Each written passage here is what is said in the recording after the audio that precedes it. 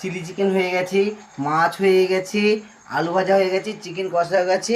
এই এখন একটা নিরামিষ তরকারি হচ্ছে, কুমড়ো দিয়ে আলু দিয়ে একটু একটু কাঁচা ছোলা দিয়ে তরকারিটা বানাচ্ছি, রুটি দিয়ে খাবে যে নিরামিষে। আর যারা চিকেন খাবে চিলি চিকেন, তার সাথে মাছের কালিয়া, আলু ভাজা এবং চিকেন কষা। বন্ধু এখনও রান্না কমপ্লিট হতে আরও মোটামুটি 10 মিনিট সময় লাগবে। তো খাবে তো বন্ধু, তোমরাও সবাই চলে এসো।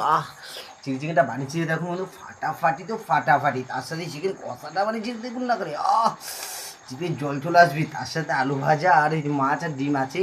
আর এই তরকারিটা ফাটাফাটি করছি, নিরামিষ হতে পারে কিন্তু খুব সুন্দর তরকারিটা। খাবে তো বন্ধু, তোমরাও সবাই চলে আসো। টাটা বাই বাই, সবাই ভালো থাকো। আজকে কখন আর কবিছি কথা বলতেই পারছি না, রান্নায় খুব ব্যস্ত। টাটা বাই বাই, সবাই ভালো থাকো। রান্নাটা দেখেছে বন্ধু, এখনও রুটি হবে, তারপরে হচ্ছে ডাল হবে, এখন অনেক রান্না বাকি আছে। আমার চিলি চিকেনটা একজন নিতে আসবে, ওই জন্য খুব তাড়াহুড়া করছে বলে এইভাবে ভিডিও করতে ছাড়তে হলো বন্ধু আজকে। টাটা বাই বাই, সবাই ভালো থাকো।